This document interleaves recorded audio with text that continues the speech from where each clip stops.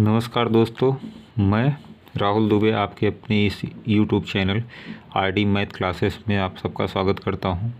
मैं आज UP board class 10 NCERT based जो है मैथ के एक ऐसे बिंदु पर चर्चा करेंगे जो यूपी बोर्ड एग्ज़ाम की दृष्टि से बहुत ही महत्वपूर्ण रहने वाला है। हमारा जो टॉपिक है मैथ का वो है बहुपद यानी कि पॉलीनोमियल।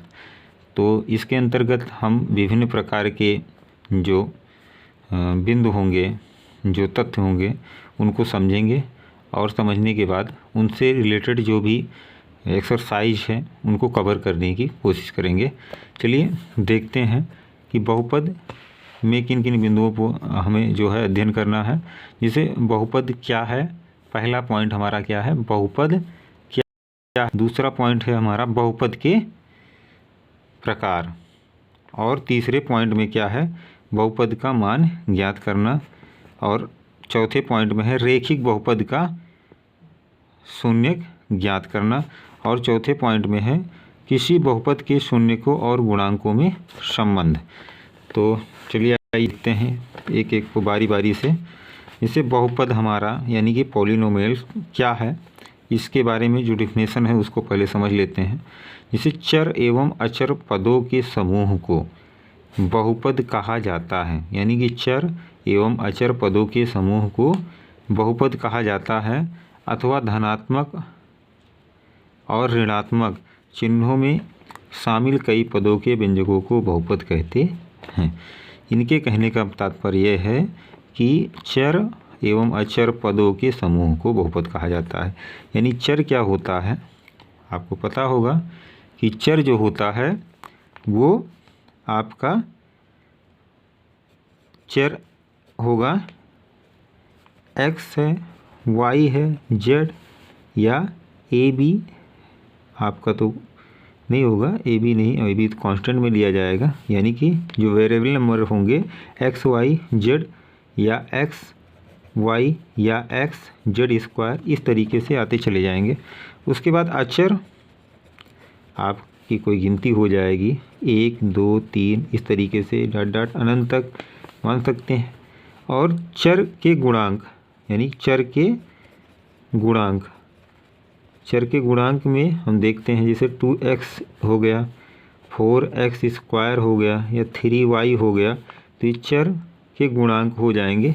यानी कि इन तीनों का ऐड अगर प्लस किया जाए या माइनस किया जाए, प्लस किया जाए, माइनस किया जाए, तो चर प्लस अचर प्लस चर के गुणांक, इन तीनों का जो समायोजन होगा, जो योग होगा, इन तीनों का यानी कि चर अचर और चर के गुणांकों का जो समायोजन होगा, जो योग होगा, ये क्या कहलाएगा, बहुपद हो जाएगा। ये क्या हो जाएगा, बहुपद हो जाएगा।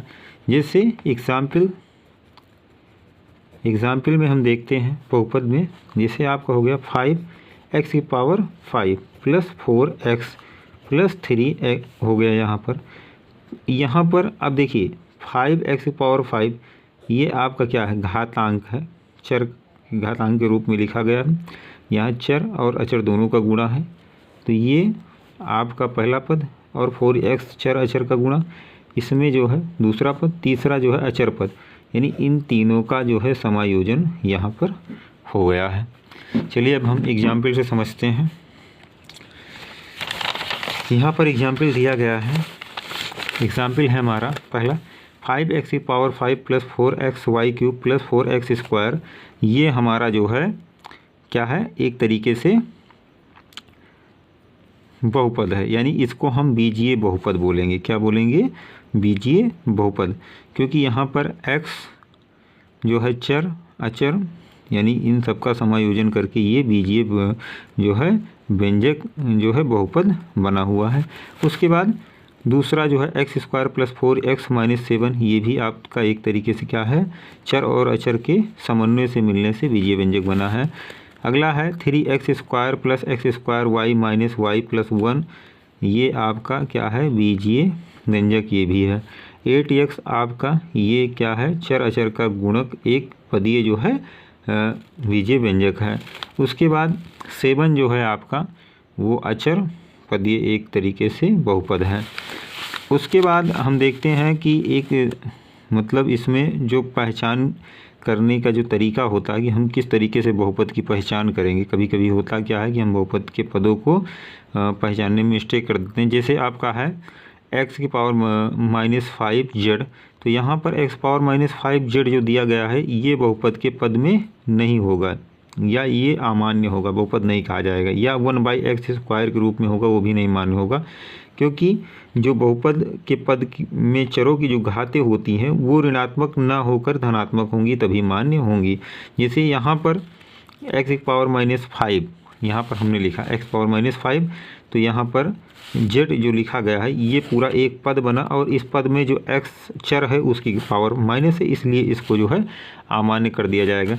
आगे इसी तरीके से 1/x², इसको भी लिख सकते हैं इन्वर्सल में 1 मतलब x पावर यहाँ पर 2 ऊपर जाएगा तो हो जाएगा, ये भी आपका माइनस में चला गया। इसी तरीके से 1/x + 1 ये भी एक परमीय रूप में आपका व्यक्त है, तो इसको भी जब ऊपर लेके जाएंगे तो हो जाएगा x + 1 पूरे की पावर -1, ये भी नहीं होगा।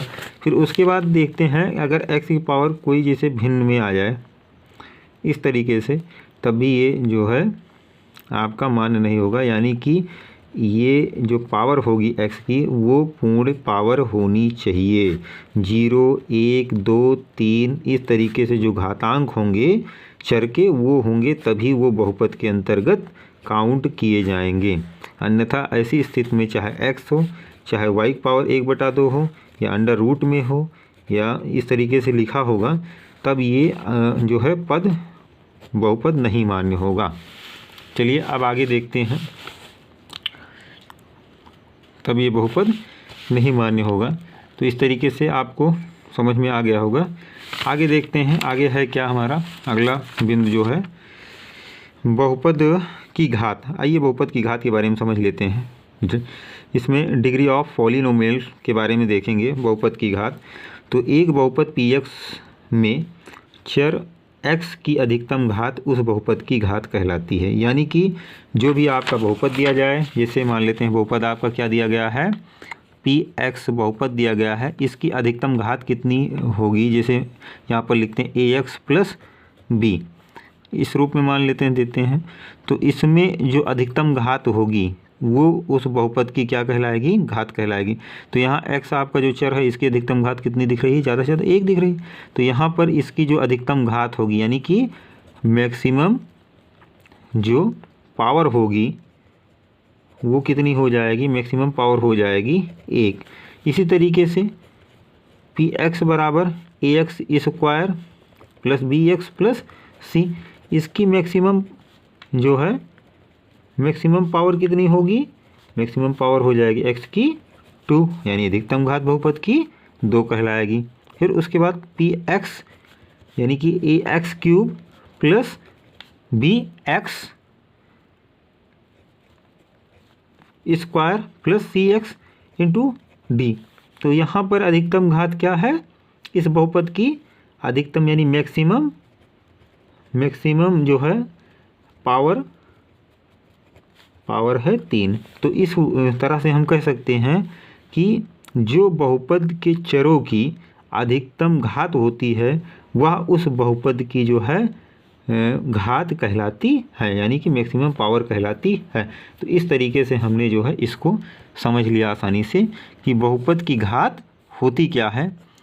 ठीक, अब आगे देखते हैं, यहाँ पर कुछ एग्जाम्पल भी दिए गए हैं। जैसे 4x + 2 है, इसमें 1 हो जाएगी अधिकतम घात, x² + x + 5 है, इसमें 2 हो जाएगी, और x³ + 2x² - x + 1 इसमें अधिकतम घात जो बहुपद की होगी वो 3 हो जाएगी। इस तरीके से हम घात के बारे में आसानी से समझ सकें। आगे हम देखते हैं, आगे हमारा टॉपिक है बहुपद के प्रकार। बहुपद के प्रकार। अब बहुपद के प्रकार में आपके मूलतः जो बहुपद होंगे वो 4 प्रकार के हो सकते हैं। जैसे आपका पहला बहुपद होगा शून्य बहुपद। यानी शून्य बहुपद में होता क्या है ये चीज़ आपको ध्यान देना है। तो शून्य बहुपद यानी कि px इक्वल आपका 0 दिया गया है, यानी कि जो व्यंजकों का योग है व्यंजकों का जो योग है वो शून्य है, यानी कि इसमें जो चर है अचर है उसकी कोई मतलब जो मान होंगे चर अचर के वो दिए नहीं गए हैं। इस वजह से हम टोटल उसको क्या नाम से पुकार सकते हैं, शून्य बहुपद के नाम से पुकार सकते हैं या कह सकते हैं। तो इस तरीके से हम उसे शून्य बहुपद कहेंगे। अगला है रेखिक बहुपद। तो रेखिक बहुपद होता क्या है इसके बारे में देखते हैं। रेखिक बहुपद जो होगा वो एक समीकरण के रूप में होगा, यानी कि रेखिक बहुपद। तो रेखिक बहुपद के बारे में हम देखते हैं, ये होता है ax प्लस बी, इस तरीके से होगा, यानी कि जिसमें x की अधिकतम घात कितनी होगी, 1 होगी। या हाँ, इस तरीके से हम इसको या कभी कभी दे देते हैं ax plus B Y plus C, ये भी रेखिक बहुपद के अंतर्गत होता है, जिसमें x या y दिए हों उसकी अधिकतम घात कितनी होनी चाहिए, 1 होनी चाहिए। फिर उसके बाद आता है आपका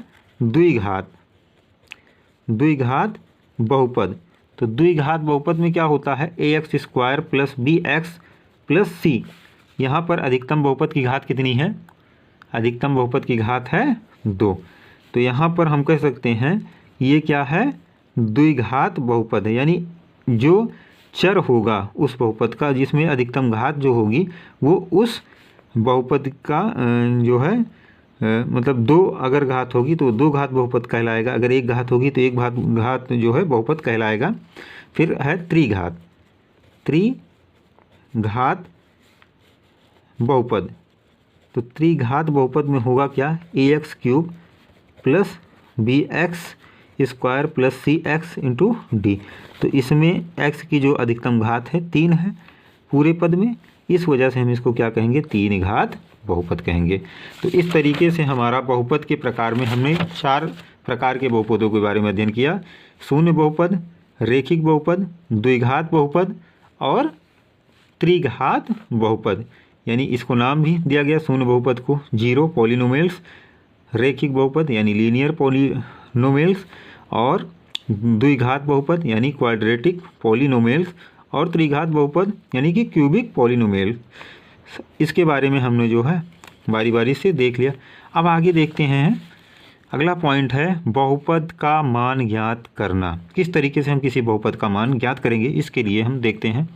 जैसे पी एक्स में कोई बहुपद है, मान लेते पी एक्स बराबर एक्स के रूप में कोई बहुपद आपको दिया गया है और के कोई वास्तविक संख्या है।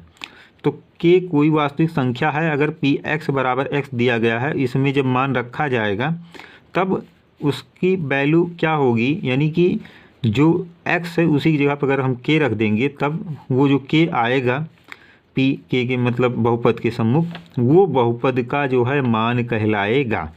एज एग्जाम्पल हम देख लेते हैं कि जैसे आपका एग्जाम्पल के तौर पे पी एक्स बराबर दिया गया है, पी एक्स बराबर 4x + 3, इस तरीके अगर k के इक्वल पे हम मान लेते हैं 2 दिया गया है आपको, ऐसे कोई संख्या दे दी गई, तो P2 जब रखेंगे यहाँ पर तब 4 दूनिया + 3, 4 दूनिया 8 + 3 हो जाएगा हमारा 11, यानी P2 रखने पर हमारा मान कितना आएगा, 11 आ जाएगा। अब ये जो है हमारा एक तरीके से मान निकल आया, यानी बहुपद का मान। इस तरीके से हम बहुपद के मान को आसानी से निकाल सकते हैं। आगे बात आती है रेखिक बहुपद का शून्य ज्ञात करना। किस तरीके से हम किसी रेखिक बहुपद का शून्य ज्ञात करेंगे, इसको भी ध्यान समझते हैं। जैसे यदि के बहुपद Px = ax + b का शून्यक है, तब मतलब यदि के जो है बहुपद Px बराबर ax + b का शून्यक है, तब हम p के मतलब k को हम कहाँ रख देंगे, यानी x की वैल्यू के स्थान पर रख देंगे, जहाँ जहाँ x की वैल्यू होगी वहाँ वहाँ रखेंगे, और शून्यक होने की जो शर्त होगी वो p के मतलब जब k रखेंगे, कोई वास्तविक संख्या एक मान लेते हैं कि ये बहुपद में क्या है, एक वास्तविक संख्या जो है शून्यक है, जब k रखेंगे तब उसको हम पूरा टोटल जो बहुपद है 0 के बराबर मान लेंगे। तो p के इक्वल यहाँ पर ak + b = 0। तो जब हम इस पद को दोनों को लेके सॉल्व करेंगे तो b बराबर को उधर जाएगा, माइनस में होगा, फिर a जो है आपका सामने वाले के बटे में जाएगा, तो k इक्वल हमारी वैल्यू क्या निकलेगी, के इक्वल हमारी वैल्यू निकल आएगी -b/a। तो यानी के क्या है आपका एक शून्यक था जो वास्तविक एक संख्या मान के चली गई थी शुरू में। तो अतः हम कह सकते हैं कि रेखिक बहुपद का जो शून्यक होगा उसमें गुणांकों से संबंधित होता है, यानी कि जो उसमें गुणांक होंगे उससे वो संबंधित होगा शून्यक। ठीक है, तो ये पॉइंट भी आपके समझ में आ गया होगा। आगे देखते हैं एग्जाम्पल, इस पे एक लेते हैं। जैसे px बराबर 4x + 3 तब px बराबर 0, ये एक कंडीशन होती है। px बराबर 0 जब हम किसी शून्यक की वैल्यू जो है निकालने का प्रयास करते हैं तब वहाँ पर क्या होता है कि हम ये कंडीशन रखते हैं px बराबर 0। तो जब 0 बराबर रखेंगे तब 4x बराबर -3 यानी x बराबर -3/4, जहाँ x एक वास्तविक संख्या px का शून्यक होगी। जो x की वैल्यू निकलेगी उसका संबंध चूँकि अभी आपको ऊपर बता दिए हैं कि शून्यक उसके गुणांक को संबंधित होता है, जो गुणांक होगा वही शून्यक कहलाएगा। तो जहाँ x एक वास्तविक संख्या px का शून्यक होती है या होगी। चलिए अब आगे देखते हैं। अगला पॉइंट है हमारा, अगला पॉइंट है किसी बहुपद के शून्यकों और गुणांकों में संबंध स्थापित करना। क्या है, दिख नहीं रहा है? ठीक, अब सही है। किसी बहुपद के शून्यकों और गुणांकों में संबंध स्थापित करना। इस तरीके से हम यहाँ पर सीखेंगे कि किसी बहुपद के शून्यकों और गुणांकों में किस तरीके से संबंध स्थापित किया जा सकता है। चलिए देखते हैं। जैसे आपका कोई समीकरण है, जैसे ax² + bx + c बराबर 0, और इसमें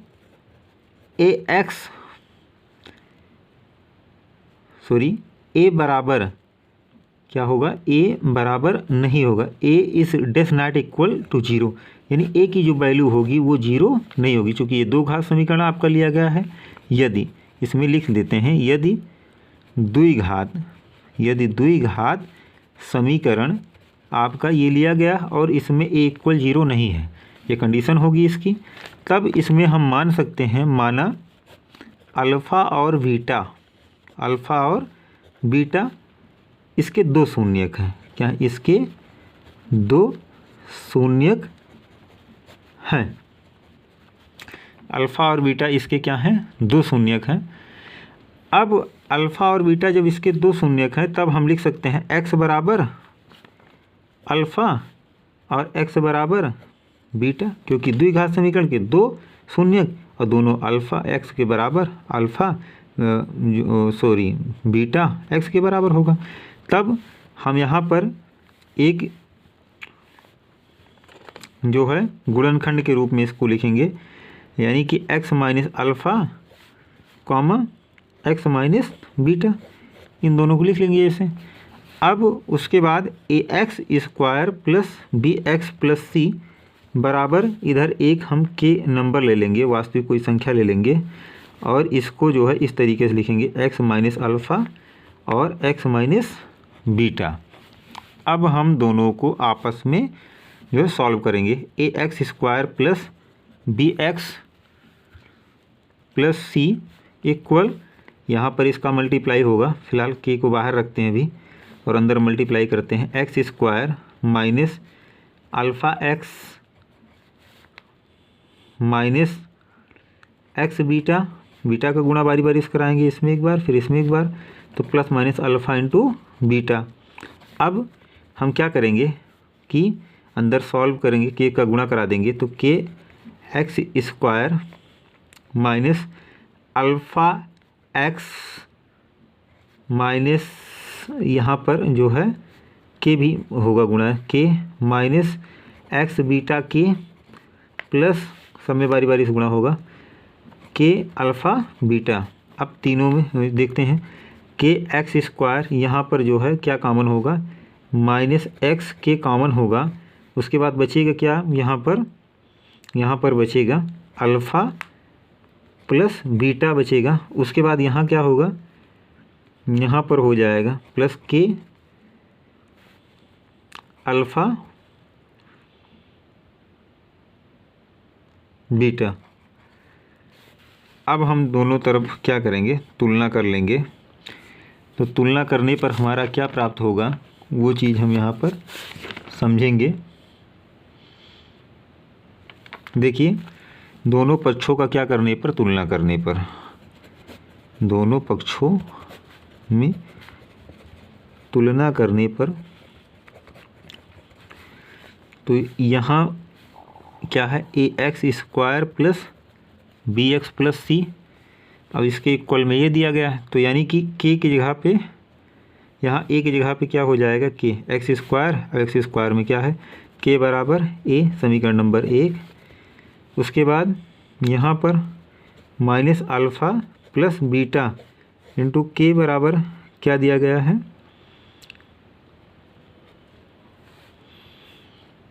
माइनस, ये यहाँ पर दिया गया है, यहाँ पर b दिया गया है, समीकरण नंबर 2। तीसरे पॉइंट में क्या दिया गया है, तीसरे पॉइंट में हम मान सकते हैं c, के अल्फ़ा इंटू बीटा बराबर c, समीकरण नंबर 3। अब k की वैल्यू उठा के हम समीकरण किस में रख दें, 2 में रखेंगे, तब क्या प्राप्त होगा, समीकरण 1 व 2 से, 1 व 2 से जब वैल्यू उठा के रखेंगे तब हमारा हो जाएगा, k की वैल्यू उठा के 2 में रख देते हैं तो हो जाएगा minus alpha plus beta into a बराबर b, या माइनस a को उधर बटे में भेज सकते हैं b के, तो हो सकता है अल्फ़ा प्लस बीटा बराबर क्या हो जाएगा यहाँ पर, माइनस b बटा a। ये आपका समीकरण नंबर 4 इसको नाम दे सकते हैं। इसी प्रकार समीकरण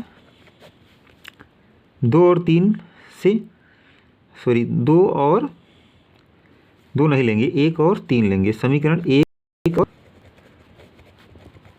3 से, 1 और 3 से जब हम k की वैल्यू उठा कर रखेंगे समीकरण 3 में, तब क्या प्राप्त होगा, अल्फ़ा इंटू बीटा बराबर c/a, समीकरण नंबर 5। अतः हम कह सकते हैं कि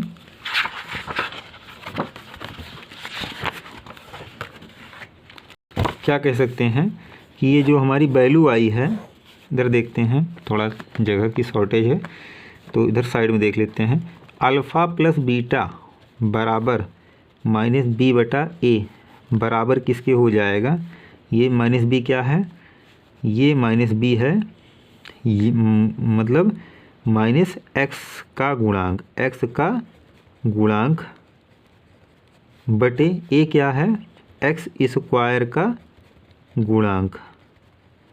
फिर अल्फ़ा इंटू बीटा क्या है आपका, अल्फ़ा इंटू बीटा आपका दिया गया है c/a, तो यहाँ पर c क्या है, अचर पद,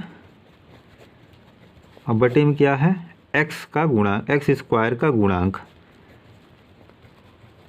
तो इस तरीके से हम शून्य को और उनके गुणांकों के बीच के संबंध को स्थापित कर सकते हैं। तो ये टॉपिक आपको समझ में आया होगा। इसी तरीके से अब हम जो है आगे बढ़ते हैं। आगे है हमारा एक्सरसाइज NCERT एक्सरसाइज जो है यूपी बोर्ड क्लास 10th के लिए है। एक्सरसाइज 2.1 में जो पहला क्वेश्चन दिया गया है, ग्राफिक्स से दिया गया है। इसमें दिया गया है कि किसी बहुपद Px के लिए y इक्वल Px का ग्राफ नीचे दिया गया है। प्रत्येक स्थिति में Px के शून्यकों की संख्या ज्ञात करो। तो इसके लिए शून्यकों की संख्या ज्ञात की जानी है। इसमें देखते हैं, इसमें फिगर दिया गया है। जैसे पहला फिगर दिया गया है, यहाँ पर हम इसको फर्स्ट मान के चलते हैं, क्योंकि बनाने में थोड़ा सा जो इधर से उधर हो गया है, तो इसी में समझ लेते हैं। ये आपका कोऑर्डिनेशन किया गया है, यानी कि ये चतुर्थांश है।